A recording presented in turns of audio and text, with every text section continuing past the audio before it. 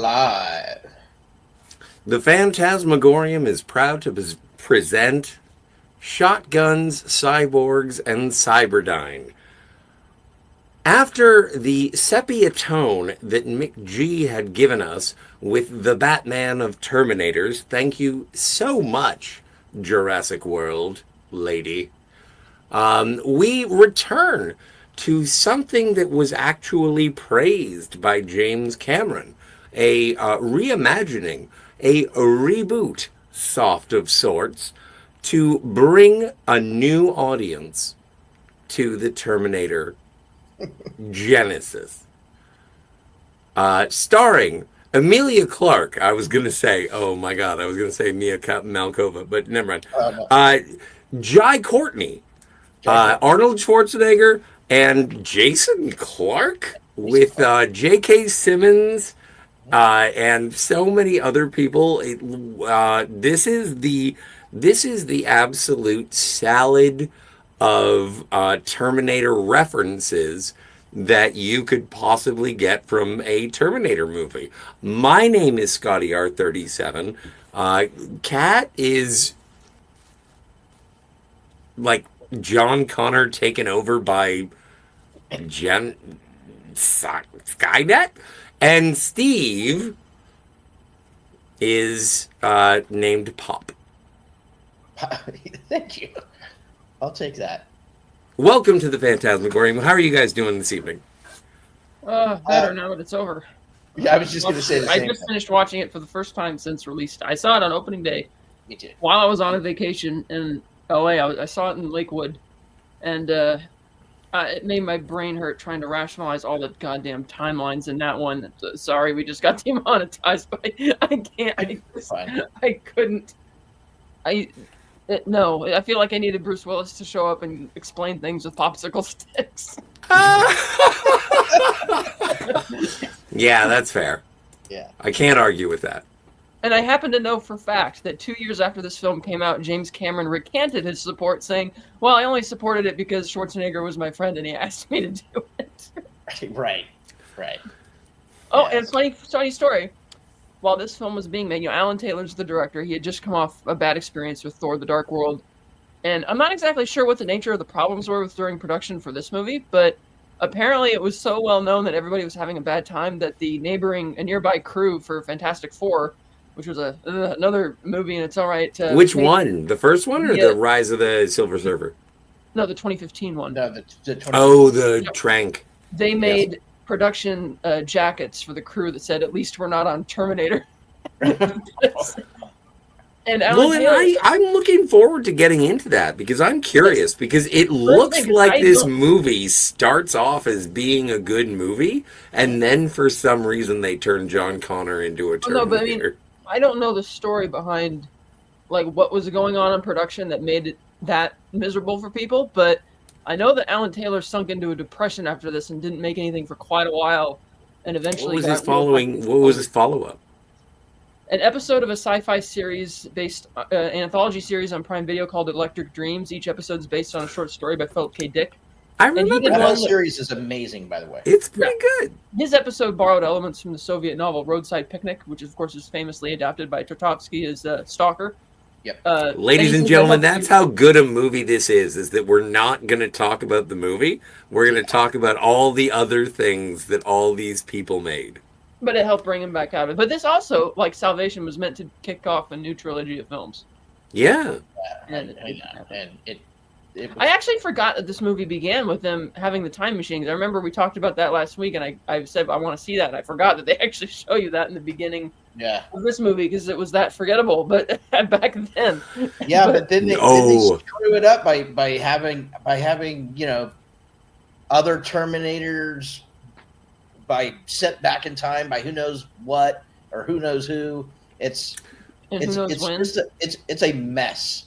Just for context, ladies and gentlemen, boys and girls, all of the Fantasmagorium people who are here, don't forget to like and subscribe.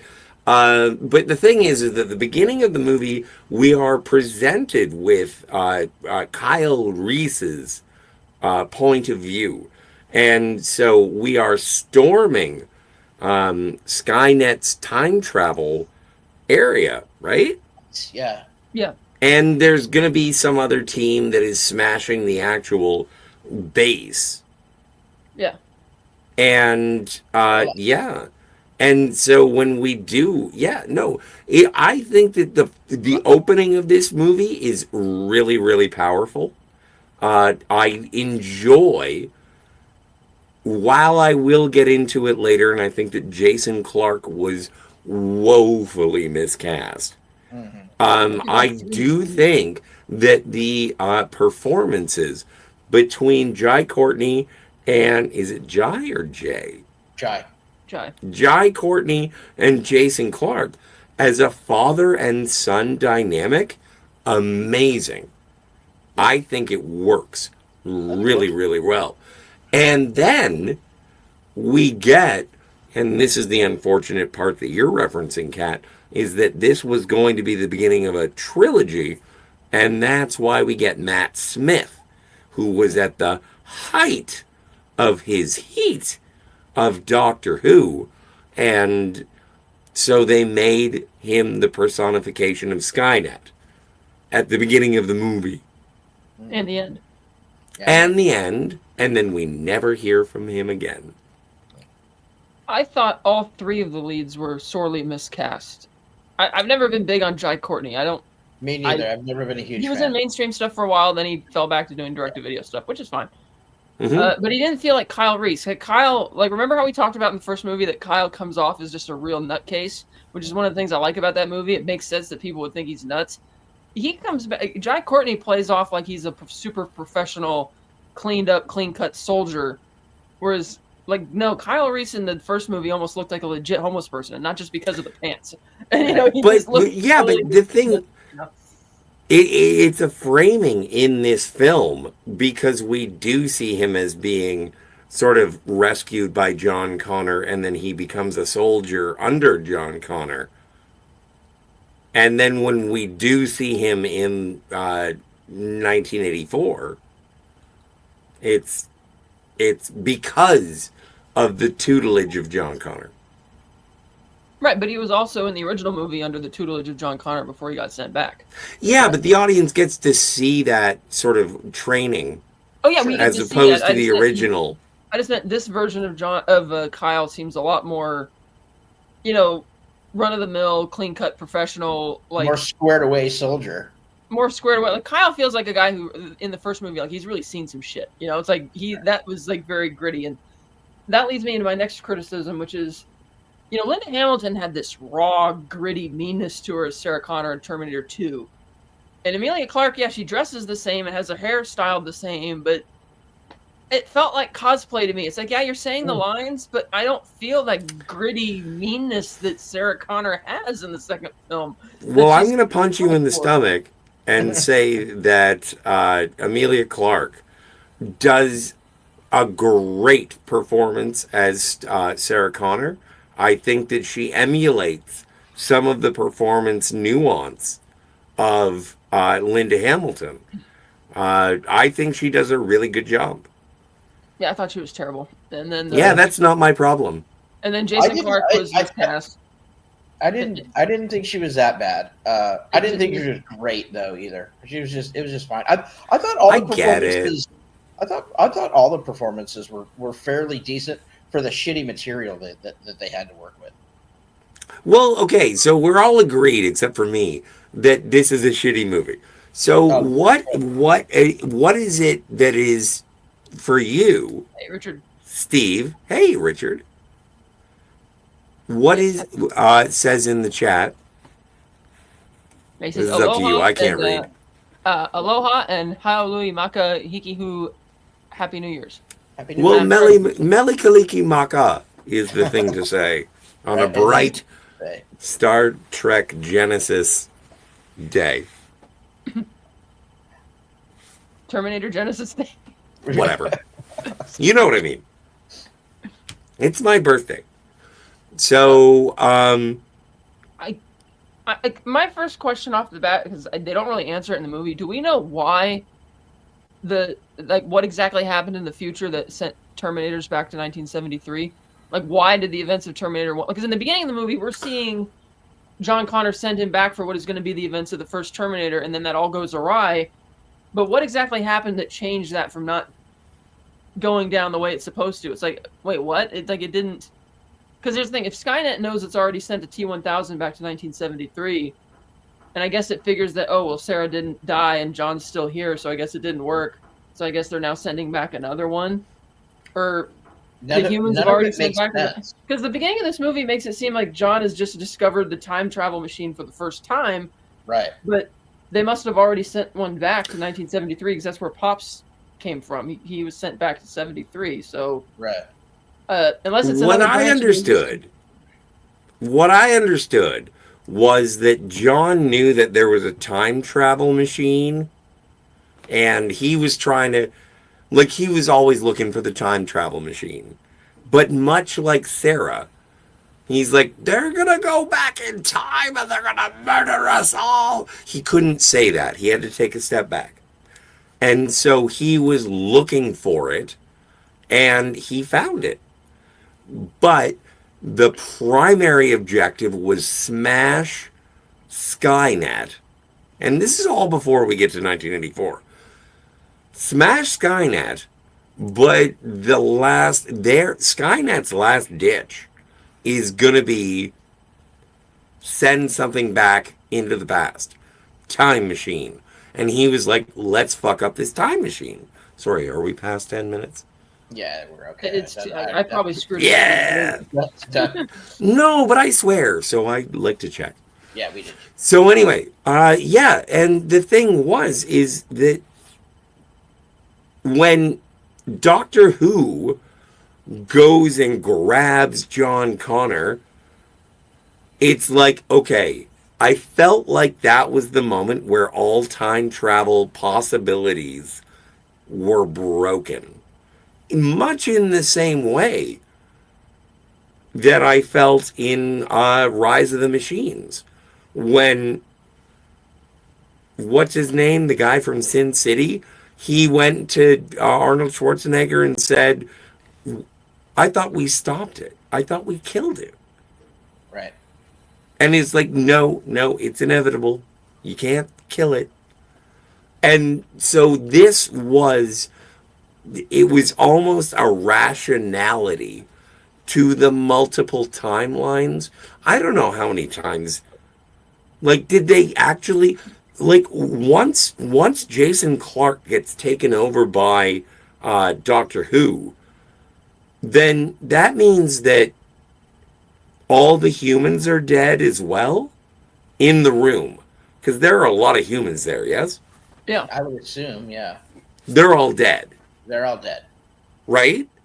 Right. And so now the Terminators have control over the time machine. Yeah. Again. Mm-hmm. Again. So. Well, they said that. Well, that's because that's how John made it back to 2014, because he's there to protect Genisys.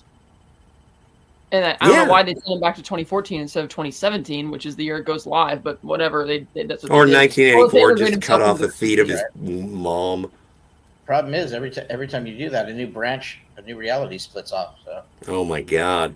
Hashtag not brought to you by Captain Infinity. Thank you, Captain Infinity. If we talk about time travel, it's not because he'd have a field day with this one. I know, but he's blocked, and I'm happy. Crazy.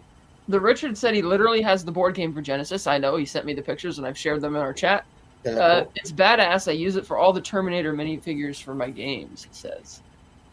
He says, it is infinitely better than the film, though aside from turning John Connor out, it was a good film. I wasn't expecting much, though, he says.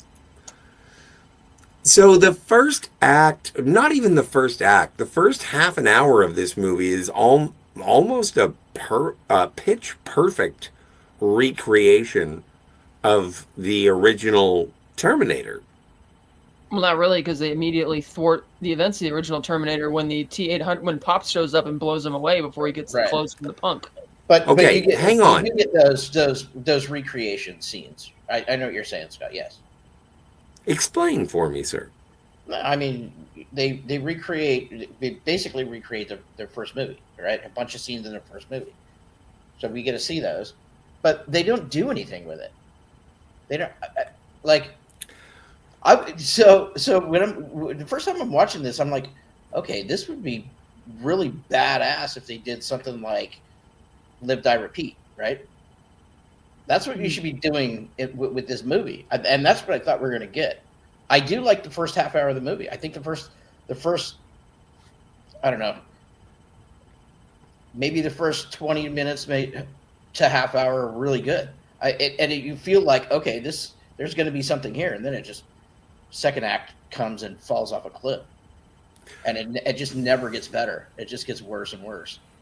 It's kind of a mangled mess of timelines wrapped up in this shiny, flashy, pretty awesome, eye-popping special effects and action scenes, which are cool. I mean, the special effects are good. I thought the acting was pretty good in this for what they had to work with. The problem is the story is just stupid and doesn't make any sense. And it's like they're repeating the whole "we got to destroy CyberDyne" thing, except that now it's like we got to destroy Jen. And they brought back Miles Dyson as well, except I don't know why they didn't get Joe Morton but that's the thing. No, they brought both of them back because Courtney Vance plays Miles and the other kid plays the son. And it's like the original actor Joe Morton was actually the right age, so I don't know why they didn't just bring him back. Right, that would have been more consistent. Oh, Joe Morton has dignity. Right. And he played a similar character in Zack Snyder's Justice League as well with Silas Stone. Can I see you at camera 2 for a second there, Kat? Yeah. I got the Blu-ray of the Zack Snyder Justice League. Nice. Thanks. Anyway, back to the show. Richard agrees with Steve. He says, yes, fuck yes, Steve. Live, Die, Repeat. Maybe they effing will in the future films. It would be cool. And or butterfly effect. Yeah, but if they don't want to do that, they should, I don't know. I hope they get away from just repeating the same trope. That's the thing. It's like all these sequels are repeating the same thing, where we got to go back in time to either protect Sarah or John. And this one says, well, let's go back, and it's sort of amalgam because they're not protecting John in this movie; it's protecting Sarah. But we have to, but they combine elements from the plot of the first movie with the plot of the second, where we got to go after CyberDyne again. And we'll see that next week with Dark Fate, which admittedly had better results, but it's still the same plot. So it's like, I don't know why the writers just keep doing the same thing over and over again. It's like... Don't say anything about Dark Fate. I haven't seen it yet. Yeah. Yeah, that's going to be interesting. I can't wait for next week. I can't wait to androgynously masturbate to cyborg lady person. Cyborg lady. It doesn't matter. Really? Do we have to dwell on that? No. Mackenzie Davis, I think he's talking about. Mackenzie Davis? I don't know. I haven't seen it. Maybe I'm talking about Sarah Connor. No, well. Yeah, maybe. She's in it too. She is. She's a gilf. So I do enjoy... again, I enjoy the recreation of the original movies. I like the integration of the T-1000, and then like fucking boosting up Sarah Connor in the narrative. But it is like the first act of this movie is basically just a greatest hits album of everything you know about the Terminator. Well, I feel that way about all of the 3, 4, 5.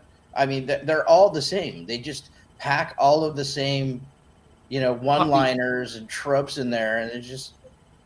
God, I'll be back. And he says that really again, and no fate. But he's always gonna say, "I'll be back." Don't get pissy. No, but it didn't. Like in this one, he just kind of. It feels like they're trying to take a pause when he says it for like a. Right, dramatic. Yeah, drum like they want you to acknowledge it rather than it just kind of coming out in the script naturally. So this is something, and I know I've been waving it all over the place since forever, and it's not something we're going to review until we're ready to review it. But if you want something that is better than Terminator Genisys, mm-hmm. Yeah, for here sure. they be. Yeah. Mm-hmm. These are the ones, and they even rip off fucking Terminator Sarah Connor Chronicles. Because movie? guys, they build a time machine in 1984 apparently, and they're gonna go to where is it? 1997. And then because Kyle Reese had a reverse memory because of traveling through time, which I do in fact buy. That is not a problem for me. He's like, no, we have to go to 2017.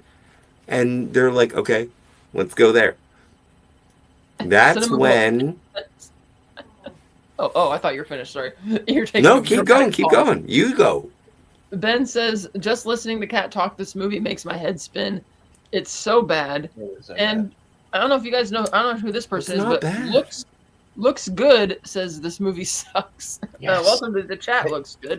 Looks good. It's good to look good at you. No, you're wrong. It's a great movie. I love it. No. It's as good as Short Circuit 2. It is. Has anybody even seen that to know what that is? Yeah. Short Circuit 2 is not as way better than this movie. Okay. Tune in next week when we review Short Circuit. No, seriously, Steve, I want to review Short Circuit 2 with you. Yeah. Well, I'm down to review both. It's about robots. It makes sense. Those movies are better than this movie. Sucks. This movie. All right. This is going to be a short episode. The quality of this movie is the special effects and Amelia Clark. And then they had the special effects are pretty fucking rad. Yeah, they had Byung-Hun Lee as the T-1000. He didn't have that same eeriness as Robert Patrick, but it's like, he's fine. He's just kind of there. Yeah, I didn't really. I did like his movement, his physical acting. I thought. Yeah, his physical acting was good. But his character's not in it very long, which I guess is a surprise. Yeah. Special Asian man. Special Asian man. They've given you 1,000 and they've taken away your name. And the whole John Connor getting infected by nanobots or whatever it was and how he's still alive. That was stupid. I know it was stupid. It's like, okay. And the fact that Sarah, when Kyle gets mad at Sarah for not telling him, and she's like, "Well, because we had sex, and then you died protecting me. How do I start that conversation?" I'm like, "Well, the way to start that conversation is you already killed that Terminator at the beginning of this movie, so that future is no longer going to happen. So it's not really, you don't have to tell him, it's never going to happen." Right. That was one of the things that I didn't like about the movie is that I enjoy the romance of the original Terminator between Kyle and Sarah. Yeah. And even though Sarah, Sarah knowing, and it's like, so eventually you have to get this guy to fuck you. And it's like, that's a bit crap. Wait, I can't remember. How does Sarah know that? Because of the fucking robot. Oh, right. He told her. Okay. Yeah. All right. Have you mated? Did you mate? It would be funny if this movie would entertain the idea that maybe you're not supposed to tell your people too much information because then it just alters the future. Because the events that she the actions she takes to try and ensure that's going to happen can maybe make it not happen. Do something interesting, but I don't know. Yeah, but this movie, like, out of all the time travel movies, this is not the one to take your rules from. Oh yeah, no. This is just fun with characters that are being recast. I think it would have been interesting to move forward. That's what I mean. There's so many other stories they could tell in the Terminator Skynet universe, but they just keep wanting to do the same version of the same story over and over. Because, like I said, Terminator 2 was such a wild success because nobody expected there to be a sequel, and it was so good, much better, and had a lot more heart than it had any business having. That they took the wrong lesson from it. It's like, let's just keep retelling that same story over and over again, but they're not adding new conceptually interesting elements to it. I know. Well, and it's kind of like, Prey, the Predator movie, Prey. Yeah. I do. All right. I liked it. I thought it was good. Yeah. I liked it. I wasn't as over the moon about it as a lot of other people were. I forgot to buy it. I didn't like that it had a lot of CGI in it, but... that reminds me, everybody. Nothing to do with Terminator, nothing to do with anything. Buy me a She-Hulk. I thought Eugene Bird, who sponsors our channel, pretty much had already done that for you, or was going to do that for you. I don't have it. I don't think it's out yet, is it? I don't know. Anyway, moving on. Besides my selfishness, I think that this is an underrated film. I think that this is. I think that the performances, the story, J.K. Simmons, Michael Gladys. I think that this is just a fun adventure movie that is made. I would put, and you know what? And I think that this is controversial, is that I would put this on par with Alien Romulus. Oh, Jesus. Oh, no. I mean, Romulus had problems for sure, but not as many as this movie. Alien Romulus is good. Canadian Spider-Man says, I'm glad you're doing this review since I'll never see it. Well, I don't know if you just joined. Hey, Spidey. The takeaway is Scott loves it. Steve and I think it's a really bad rehash, and I think everybody was miscast. But that's where we are. Jason Clarke sucks. Agree, Scotty. It is not underrated. I think the Rotten Tomatoes score is somewhere in the low 20s, and 26%. I think that's perfectly rated. Yeah, it's 26% for the critic score, and the fan score. Give me a second here. I like the acid. 50. Okay, so fans gave it double that. Fans gave it 52%. The critics gave it 26%. Yes, those are horrible numbers. I give it a 7 out of 10. You just threw up in your mouth. It's okay to be wrong. You're often wrong soon. Yeah, very, very clumsy rhyme. Wrong soon. And then there's somebody, I can't remember, the guy, it's going to bug me because I recognize him, but the guy in the hospital who's telling Sarah about Genisys, he's like, yeah, I'm going to hook it up and it's going to connect all my social medias and all. It's like, I recognize that guy. That's somebody. I'm like, now it bugs me because I don't know who it is. Oh, yeah, I have to look it up. I just watched it, haven't the slightest. Yeah. Is there any more to say? Arnold. No, there's nothing more to say. This is our first half-hour episode. Arnold is fine as Terminator. He's still got it. I thought so too. And I know I've been shitting on this movie, but there's one thing I really did like about this movie, and that's the Emilia Clarke. Well, besides Emilia Clarke, which I love, come on, the way they portray Pop's relationship with Sarah. Yeah. I think although they didn't explore it as much as maybe I would have liked, the way they did it was good. It was, I think it's probably one of the better emotional pulls of the movie. Yeah, that they did. So I'll give it praise for that for sure. Okay. I'm not only objectifying Emilia Clarke.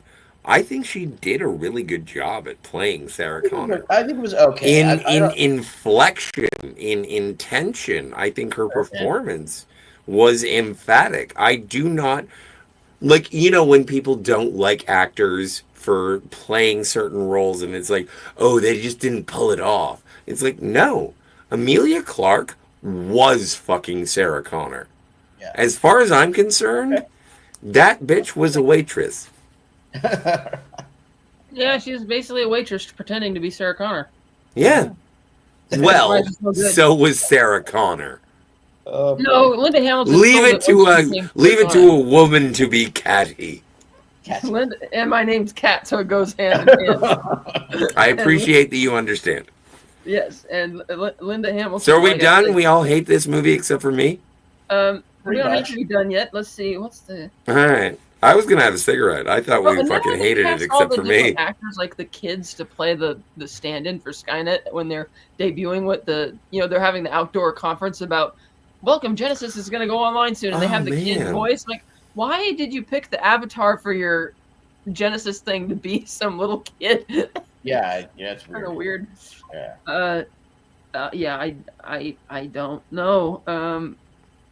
Which is also strange considering that they did cast Matt Smith to be like future Skynet, and then when they became like, why didn't they have him as Skynet? So I know, no, it does fall apart in the third act. I'm not saying it's a perfect movie by any stretch. It made my brain hurt in the first act, so I was trying to. Oh, I loved the first act. Oh my god, I couldn't wear pants. Well, it's like even on a superficial level, when I saw the punks, they looked kind of cosplay to me too. They didn't. Yeah, it was very cosplay. It didn't seem legit 80s. Like I remember Bill Paxton, how grungy and everything. Those guys just looked like a too clean cut. Like I know. Their hair should be more skids down. It just looked bad. I got upset too, but because the guy wasn't Bill Paxton, I was just like, all right, you're never gonna match up. But the one that I really latched on to that sold the situation was the old guy in the garbage truck at the very beginning when Incredible Hulk shows up. Oh no, yeah. I'm sorry. When the term, and he's like, "What the hell?" And it's like that was good. And then also, I got mad when the other guy was like, "That guy just stole my pants," but he said it wrong. He said it wrong. Yeah, there's a lot of comparison going on here. Yeah, that bothered me too, Scotty. I was like, "Oh man, you said the line wrong, dude." But the old guy in the garbage truck, he said it. He was spot on. Yeah. Oh, and then J.K. Simmons is in the movie. Yeah. It's like, oh, you saved my life. I love Breaking Bad. What? Is he in that show? I don't know. I don't know. I don't understand bald guys. He's actually he's good. He's good in the movie. He's good in his part too. That's the problem. Yeah, he is. He's great. But I have to admit that when he said, for a second, I thought he was going to be the reimagined version of the psychiatrist played by Earl Bowen. Yeah, I thought he was going to be Dr. Silverman for sure. But he is. Like as a character, he is Dr. Silverman. But when he says, "Oh, I was a cop and you saved me," it's like I literally don't remember her saving the cop. I'm sure they did it when they first arrived on the freeway earlier, but he does. Yeah, he mentions it, and I'm like, when did that happen? Yeah. It's like I'd have to rewind it to go back and check, but it's but like, also a movie that is so there are foundations in the rules of time travel. Like they mentioned so many of them, and then when J. Jonah Jameson shows up, and he's like, "Don't you remember? You saved me," and it's like. No one saw that happen. No. That's why Earl Bowen was still around, and he was still acting at the time. I thought they would have been nice. Just find an excuse to bring him back and have it. Yeah. I mean. Too much of a member, Barry. Come on. I wouldn't bring back Earl Bowen. Love you, Earl Bowen. If you're watching, don't forget to like and subscribe. But no, I wouldn't. I would not bring back Earl Bowen for this film. Well, like I said, they should also have brought back Joe Morton, but you said maybe he makes better choices. He's iconic for that character, though. I thought it would have been nice if they got him to come back. So we don't have to stop. Can I just go have a smoke? Yeah, you can go have a smoke. Speaking of which, the guy they replaced him with, Courtney B. Vance, playing Joe Morton, he's a great actor, too. He is. Was that Courtney B. Vance? Yeah. Yeah, he played Miles Dyson in the two scenes or whatever that he's in. And I'm surprised that he didn't get much to do, given that you went out and got somebody that good to play the role. I know. Well, you got Matt Smith. The thing is that this was supposed to be the foundation for a trilogy. I know. Right, but like you said, Matt Smith was writing the Doctor Who fame at the time, and that seems to be the impetus for casting him. Because he didn't have anything really menacing about him that... I remember a long time, like 5 or 6 years ago, when people were theorizing he was going to play a young Palpatine or whatever in Star Wars, and it's like...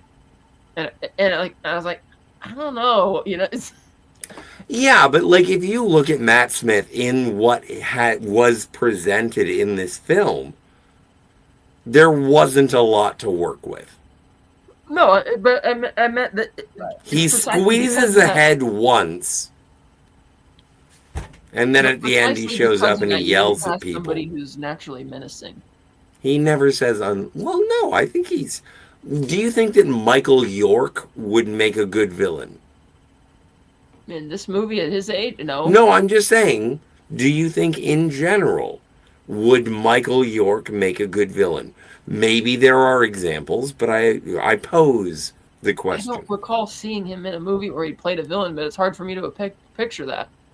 Yeah. It is hard to picture Michael York as being a villain. Yeah.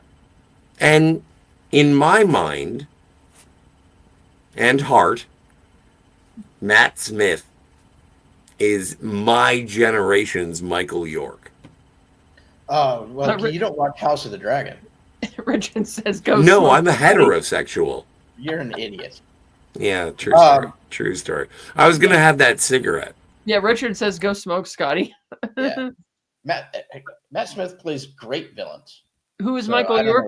Richard Michael York is the protagonist from Logan's Run. Yeah. You know, Logan. And he also played, in his later years, he played the equivalent of M in the Austin Powers movies. Or whatever his character name was, I forget, but it was, you know, very British, very cool guy. But yeah, this was this and again, they always want to start a trilogy with these things, and I don't know why. I don't like we said last week, I don't see where this was going to go. Yeah, because they're cramming in so much. I didn't like where you didn't write this as a trilogy. This one was definitely not written as a trilogy. Unless you were just going to do these, you know, they keep doing what they're doing, is one-off rehashes. Yeah. And just call it, you know, a trilogy of movies. The only thing being, you know, connected is the actors in the film, you know. Same cast. Yeah, it's just like at a point you get kind of frustrated. Like if they're going to keep retelling the story, it's like, why don't you tell the story of when Sarah trained John to be a total badass, you know? Right. Actually, you know, I would like to see them. I'd like to see them bring a budget down, get rid of the time travel aspect, and go forward in time, and leave the Connor. It could be the legacy of Connor later, you know, the Connors down the road. And again, they never explain. Like, you know,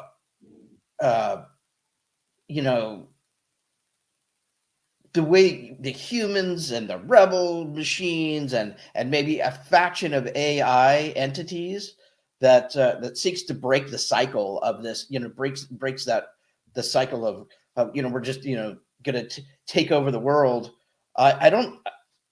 The one thing that has always bothered me about the Skynet thing is that it seemed to be hive mind, and I don't think sentient AI would ever hive mind. I think there'd be an AI, there'd be another AI, and they kind of hint at that with these machines, both these movies that are not just out to kill humans, right?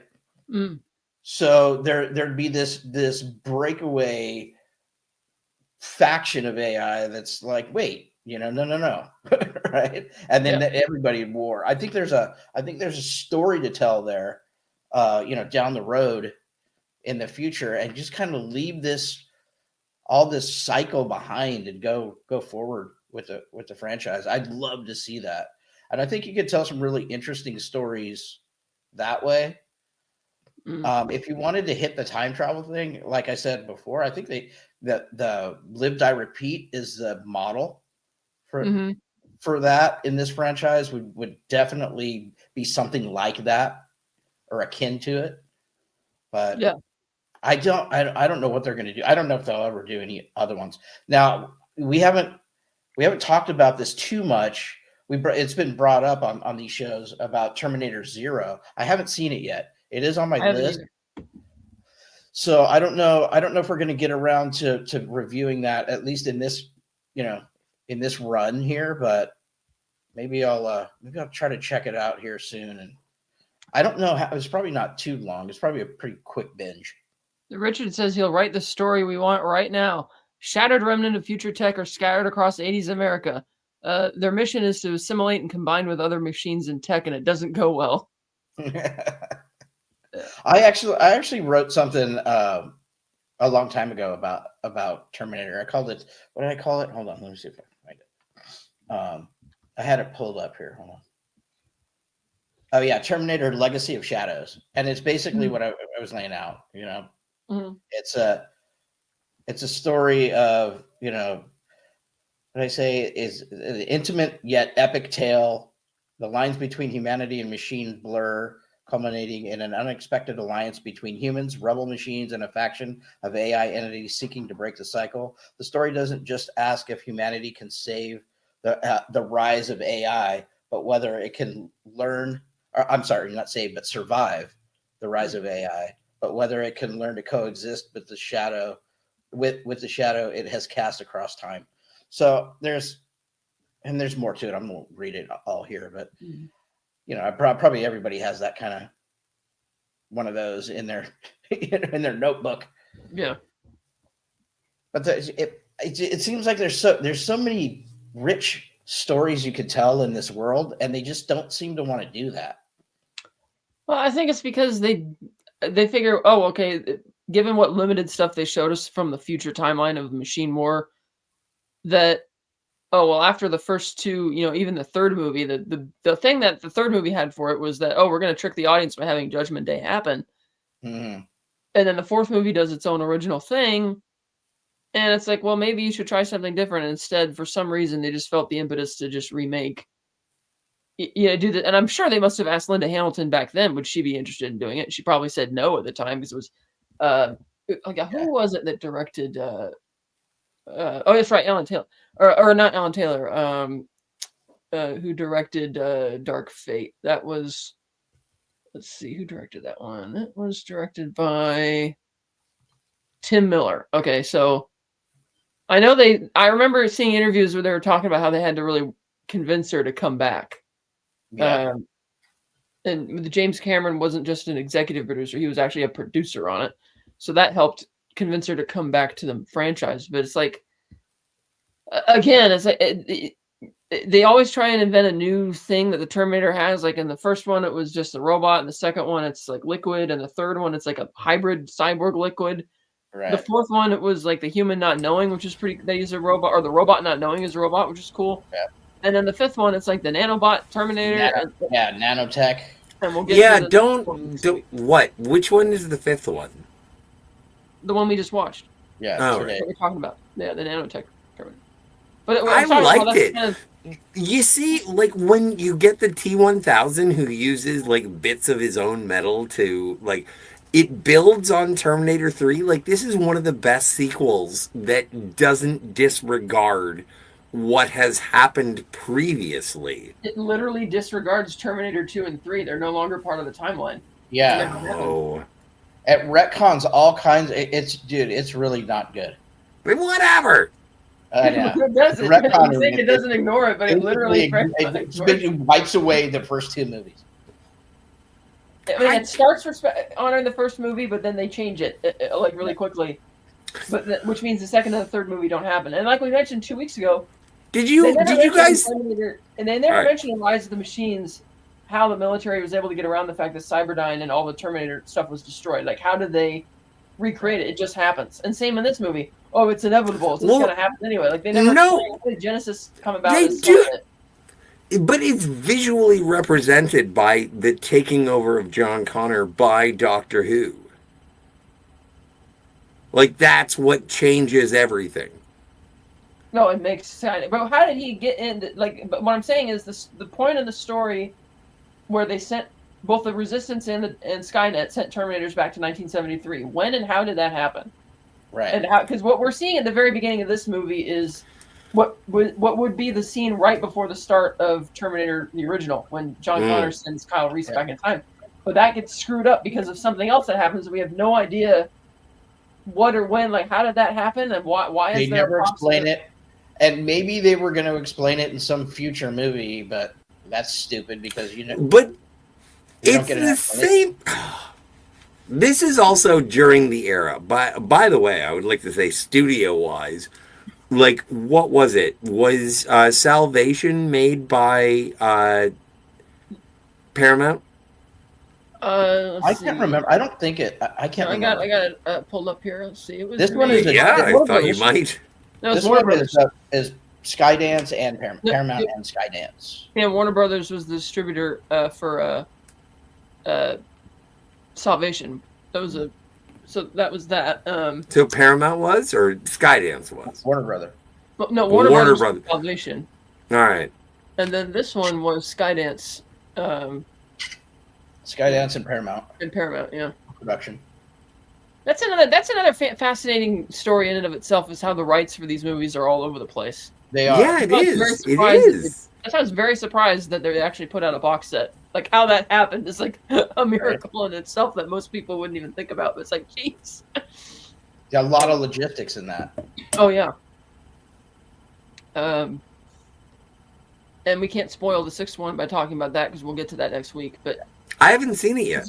Right, exactly. But it's like again, it's like they keep rehashing the same thing, and I don't know why. Like, and those Fantastic Four people really have, put their foot in their mouths. It's like, oh, at least we're not on Terminator, and it's like, and then you shit the bed with the that movie's not good either. Yeah. Oh, we didn't give it ratings out of 10. Scotty gave it 7. I gave it 7. What'd you give it? Are you sticking with 7? Yeah. Wow, dude. Okay. Good for you. Oh, good for you. Good for you. What do you give it, Steve? This is 2.5 out of 10. Oh, fuck yourself and your goat ass. And if you'd like to. I think I gave this 3 out of 10. 3 out of 10. Oh my god. All the roles were miscast. The action's not very good. And some of the dialogue is bad. Maybe a 2 out of 10. I just really didn't like this one. I didn't either. It's really and again, it makes my brain hurt trying to figure. And the ending is really weird. How Sarah and this guy show up and Kyle show up at this house, and they're just wandering up to this random kid, and the kid doesn't really know them. He just saw them at the police station that they pulled them in for, and they're like, that's kind of creepy. Are his parents nearby? Yeah, they're these weirdos. Weirdos touching my hand and doing the weird best. The best that I can give you as an apology is that I am a Twilight fan. And so when Sarah Connor goes up to young Kyle Reese while being with old Kyle Reese, kind of reminds me when Jacob imprints himself on a baby. I don't know. Just saying, it's kind of weird. I agree with you. It's weird. It's weird. Yeah, the whole. Richard gave it's Ziegler weird. You know the best thing about. I'm sorry, Kat. Richard says I'll go with a 6 because I kind of only remember up until they gutted me with the nano gut punch. Yeah.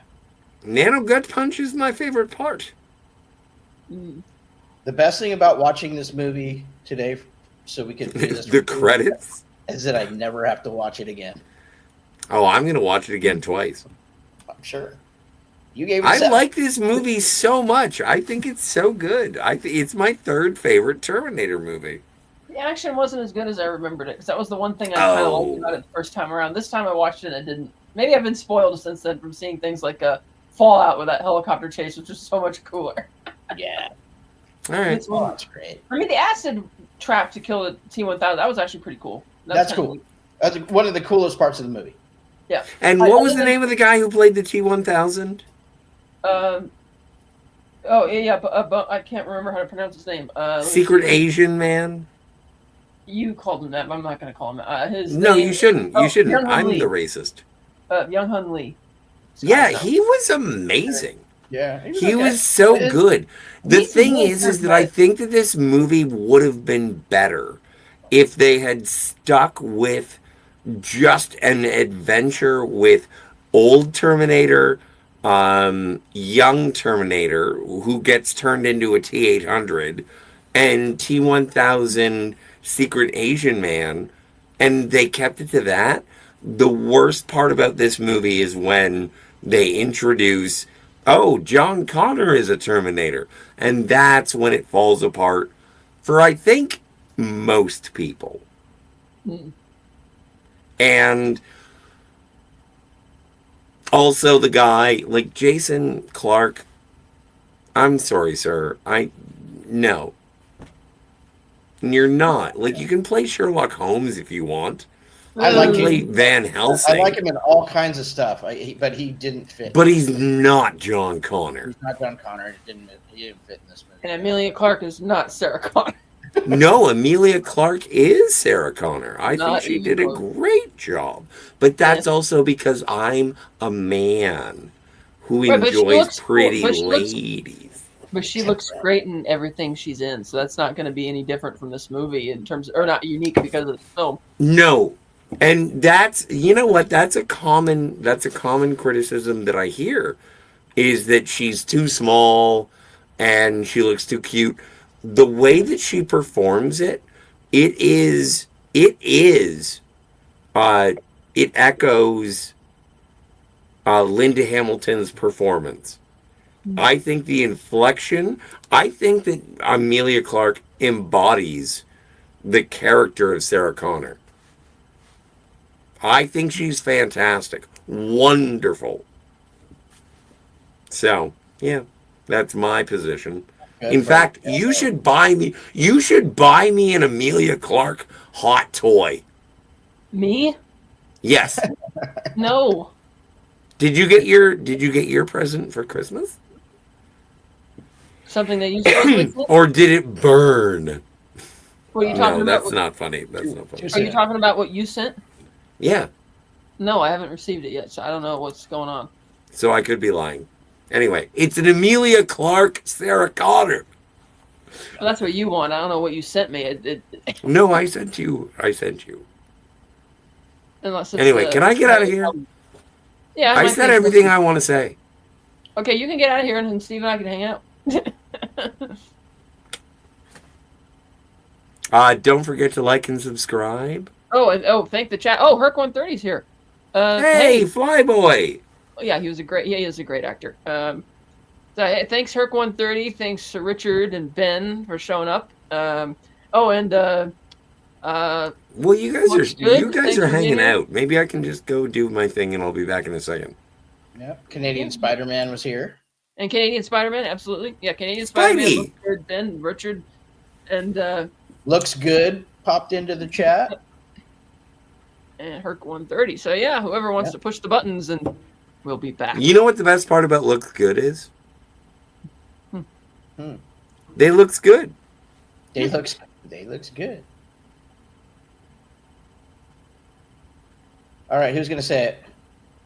I'll be back.